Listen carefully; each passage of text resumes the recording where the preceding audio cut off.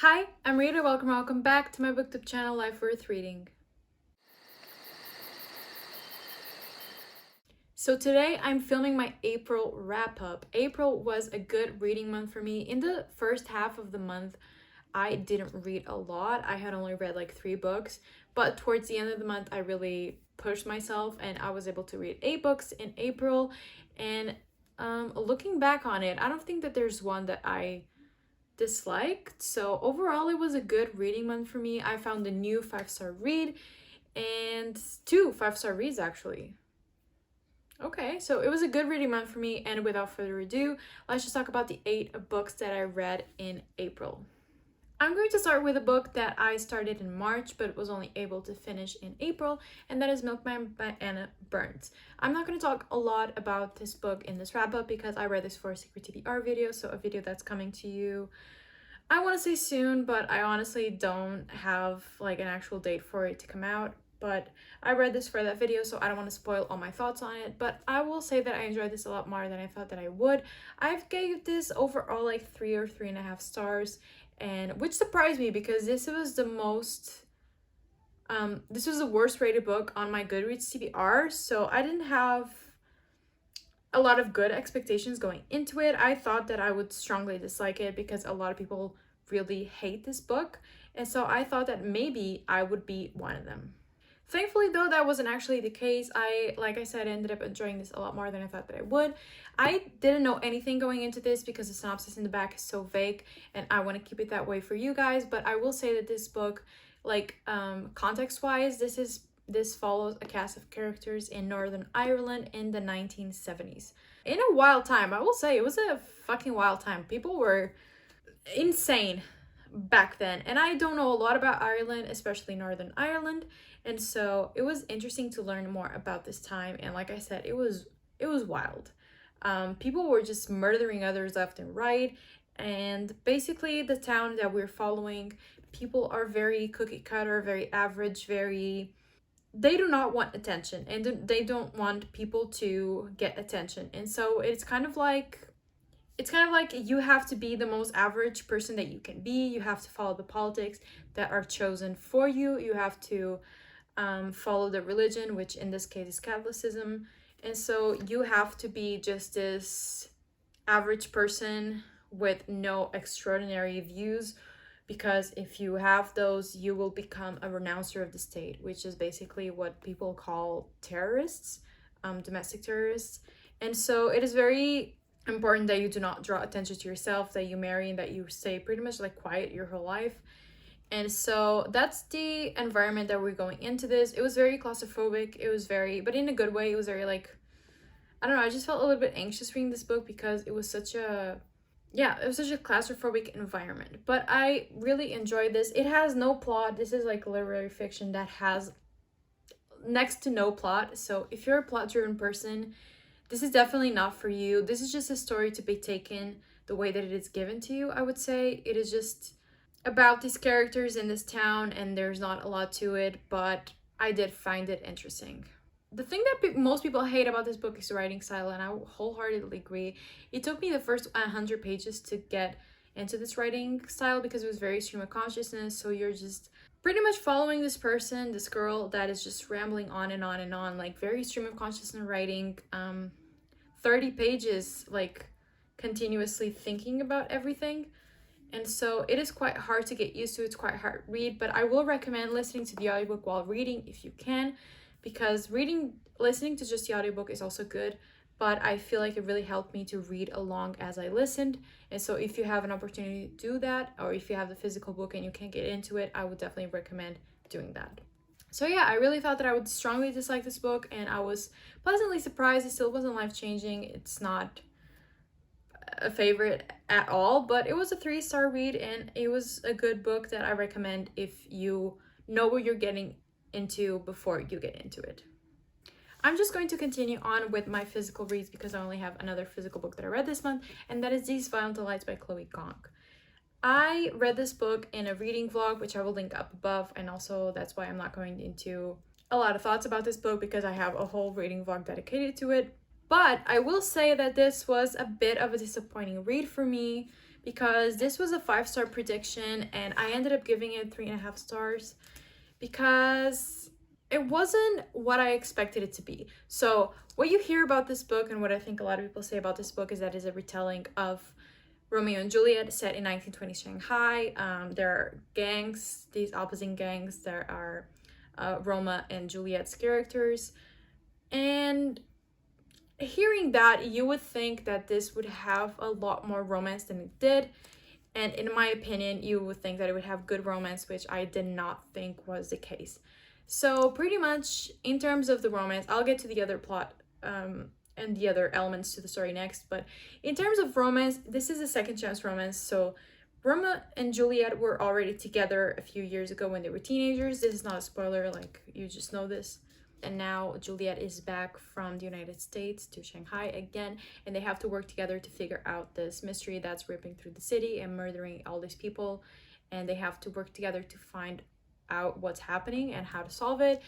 And listen, I wouldn't mind a book without a romance. Like, I don't mind that, but it depends on your expectations going in. You know what I mean? Like, this is a Romeo and Juliet retelling, so I literally thought it would have a strong romance that I could really fall in love with, and that just didn't happen. So if I didn't have that expectation going in, if people weren't talking a lot about the romance in this book, I wouldn't have been disappointed, because I'm perfectly okay with a mystery book or a young adult book without a romance, or without a good romance, if that's not what I was expecting going into it.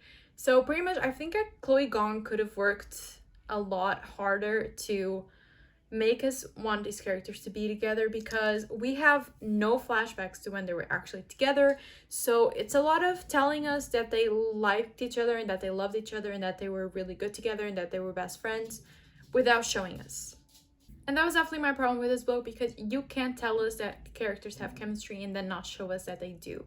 So, and why put in a second chance romance if you're not going to give us flashbacks to when they were actually together for us to understand why they would ever want to get back together, or why there are still feelings between them? You know what I mean? So that's what I thought about this. The romance bothered me because I really wanted them to, I really wanted to root for these characters, but I just didn't, because I couldn't understand why they would still want to be together, or why, yeah, like why would they even want a second chance romance when we didn't even get to see their first romance, or the first time that they were actually together. Other than that, I did like the characters. I like Juliet, I like Roma, I loved the side characters. I want to see more of them in the sequel. And the mystery for me was really intriguing. It was entertaining, because I do love a good mystery. But this is a long book. This is 450 pages, so I do understand why some people think that mystery drags and that the plot drags on a little bit.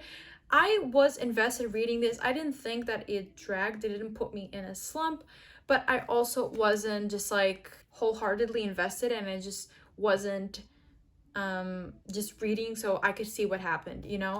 And I didn't think that the ending was all that great. Like the actual reveals and the resolution wasn't what I probably would have wanted, but it was fine. And so that's why I give it a 3.5 stars. There were a lot of things that I liked, but there were also a lot of things that disappointed me. But overall, I'm excited for the sequel. And I will say that if you don't expect a big, great romance going into this, I think that you might really enjoy it if you're not a romance person. Next up, I want to talk about my first 5-star read of the month, and that was Butter Honey Pig Bread by Francesca Ekwuyasi. I think that's the author's name.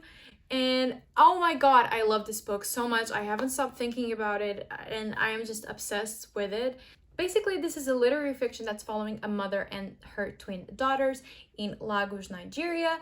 And I love intergenerational stories, and this is one of them. You get to see the mother's life and the daughters, and it was so incredibly masterfully done. I love the writing. The writing was so beautiful, and there are some fantasy magical realism elements to it. I don't know if this author invented the mythology that we see in this book, or if that's an actual thing in Nigerian culture, for example. I should have researched that, but I will check it out to see if it is or not. But pretty much this mother is a sort of demon that there are these children that come alive and are brought to earth to die at a young age, so they cause pain to their parents. So it's a really horrifying thing actually.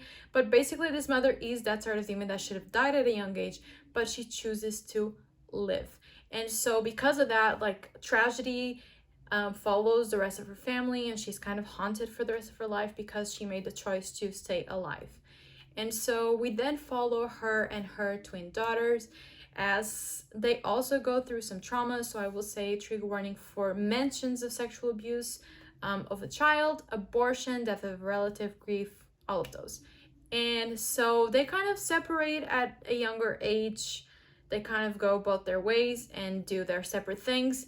But now they are, all three of them are going to come back to Lagos and just try to restore their relationship and try to, you know, put some things in the past and resolve their issues. So the writing of this was so beautiful. The queer representation was incredible. One of the twin daughters is sapphic, and there's a lot of good representation for a lot of different types of relationships. And oh my god, it was just so good. Also, the food descriptions were incredible. The cultural setting was so great. I feel like I learned a lot about Lagos as a city, and just, I love this book, okay? Like, it was so incredible. It was such a 5-star read for me. It was heartbreaking. There was so much going on, and I felt so much for these characters. And if you read one book this month that I'm talking about, read this one, because if you like literary fiction, I feel like you really just won't be disappointed with this one. It was an incredible debut, and I can't wait to see what this author does next, because this book was, it was everything to me. So an easy 5-star, and I'm so glad that I read this book this month. Next up, I want to talk about Ruin Rising by Leigh Bardugo. I mean, everybody's sick and tired of hearing about the Grishaverse. I totally understand that, but I did read this book this month, the end of this trilogy, and I will say that I really, really enjoyed it. It was my favorite one of the trilogy. It was such a satisfying conclusion, and there was so much to it that I absolutely loved. And yeah, I feel like everybody's just obsessed with the Grishaverse right now because of the show, which is incredible, by the way. So I'm not gonna talk too long about this book because I feel like everybody's just sick of hearing about it. But Ruining Rising was really good. I just really enjoyed it. There were a lot of reveals that I wasn't expecting at all. The epilogue was a little bit predictable if you know this type of book, but I wasn't upset at it at all. And I just love the side characters, and I want to continue on with the series, reading King of Scars, Rules of Wolves, all of that, because I just really enjoyed this characters and this ending. And it was just, I feel like it was a really good action-packed book.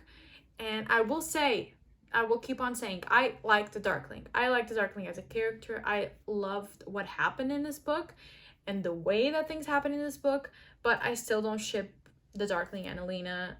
I don't ship them together, but I do like the Darkling as a character, and I feel like this book was a really good, heartbreaking book if you like the Darkling. So that's all I'm gonna say about it. I gave it 4 stars. It was a pretty good end to the trilogy, and I'm not mad at it. So that's my thoughts on Ruining Rising.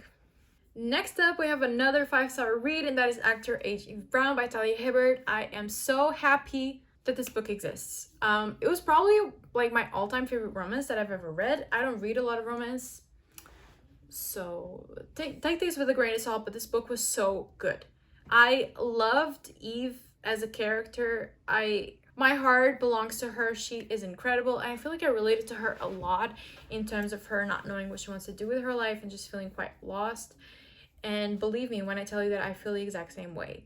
So I really related to her as a character. She was so adorable. She was so fun to follow, and I feel like everybody knows what this book is about, but this is the final book in the Brown Sisters trilogy, and it follows Eve Brown, that is the flightiest of the 3 sisters, and she has to now get a job for a year because her parents are cutting her off because she hasn't found a stable job or a career for her.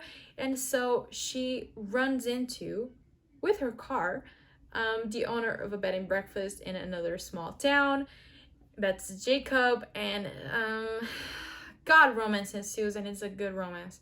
It is a good romance. And when I tell you that this trilogy ended with a bang, literally, like the smut in this book, unbelievable. Like the steamy scenes of this book, oh wow. Like if you don't like steamy scenes, if you don't like smut in your romances, I feel like this might not be for you, but if you do, it was sweet, it was spicy, it was everything that I've ever wanted. I love them together. I feel like they were the perfect opposites attract and bring out the best in each other. I feel like when you are given an opposites attract kind of trope, you always assume that it's like enemies to lovers, but this was a true opposites attract and bring out the best in each other trope that I've read so far, and I just love them together. They were so sweet, and the conflict, because if you know what I think about the last two books, I thought that some of the conflict at the end was really stupid. This time it didn't bother me so much. It was still kind of dumb. I don't like that conflict at the end of romances, but this one didn't bother me so much because I just love the characters so much that it just didn't bother me, and it was such an easy 5-star romance. You have to read this book, and I'm obsessed with it. So I want to read more of Talia Hibbert's backlist because she has a gift for writing romance, and I need to experience more of her creativity in romance. So I need to get through. Tell me, what is your favorite Talia Hibbert romance that's not the Brown Sisters trilogy, because I need to read some more of her writing. Next up, we have Cemetery Boys by Aiden Thomas. This book has been on my TBR for the longest time, and I am so glad that I finally read it. I gave it 4 stars. It was such a cute, wholesome story about a trans main character, Yadriel, that falls in love with a spirit that he revives. So to give a little more context to it, because this didn't make sense at all, basically Yadriel is from a family of brujos, so pretty much just people that have magic abilities, magic like witchcraft and all that stuff. And so he needs to prove himself as a brujo, but since he is trans, his family is not as accepting of him as a brujo. So to prove himself, he needs to find the spirit of his cousin that dies suddenly. So Miguel, his cousin, just dies at the beginning of the book, and he needs to find his spirit so that he can ask what happened. But instead of reviving Miguel, not really reviving, but just finding his spirit, he finds the spirit of another guy, Julian, that was the school's bad boy. And so they strike up a deal where Yadriel needs to help Julian before he can find Miguel. So this was a really cute story, but I will say that there were some things that I thought were really just unrealistic, even though this is just a fantasy story and a YA fantasy story. But like throughout the book, a lot of things happen, you know. But I feel like Yadriel was just not grieving his cousin. And I know that's just a stupid thing to say, but like his cousin literally dies. And for the rest of the book, it's only like mentioned casually, like that he's dead. And I'm just like, why aren't you more upset? Your cousin just died. You don't know where the body is. You don't know what happened to him. Why aren't you more upset? And so that was one like minor detail that kind of threw me off. And other than that, I will say that towards the end, there's this whole plan that's revealed, and there are a lot of like plot twists, I guess, that were very over the top and even a little bit cartoonish to me. Like the way that things happened was very, even though this is a fantasy story, it was still a little bit unrealistic in my opinion. So that was another thing that I didn't really enjoy.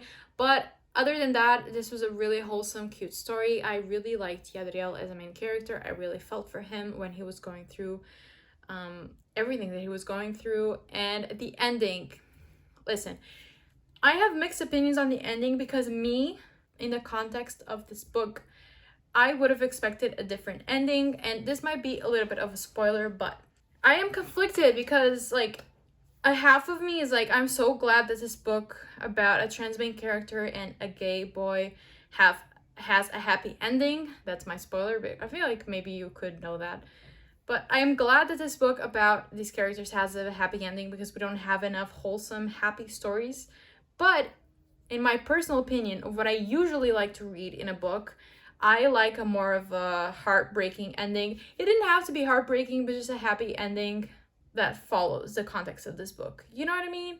So I'm very conflicted on that because personally I do enjoy a sad ending from time to time, but I'm glad that this book didn't go that route because we need more happy queer stories and just wholesome stories. So that's my conflicting opinion of it, but overall I really enjoyed this book. I gave it 4 stars, and I really recommend that you check this out if this sounds interesting to you. And next up, I want to talk about a disappointing fantasy, and that was The Gilded Ones by Namina Forna. I really wanted to love this book a lot more than I did. The core of this book was really good. It has a really powerful message about just women in general and the female power and how women can be so divine.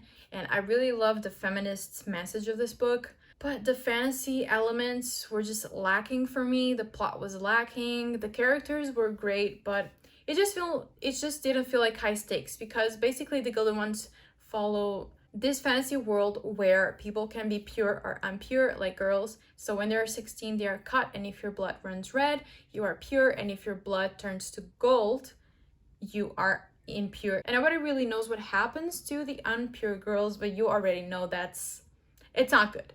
And basically what you do find out very, very early on is that they are really hard to kill, and they have only one final death. So you can kill them over and over again in different ways until you find their final death. So imagine one girl's final death might be drowning, and so if you try to kill her any other way, she will just revive. And so the whole of this book was just really low stakes for me. I wasn't scared for these characters because they can literally die over and over again without actually dying. And the rest of the plot didn't really do it for me. I didn't really enjoy it. A lot of people say that the writing and the story was a little bit like younger YA, and I will say that the writing definitely was, but like the actual content of this book is so graphic, because like I said, these girls can die over and over again in different ways, and there's a lot of mentions of like them being disemboweled, them being dismembered, them burning alive. And I feel like the contents were so not young YA, but then the writing was kind of immature, and the character relations were kind of immature as well.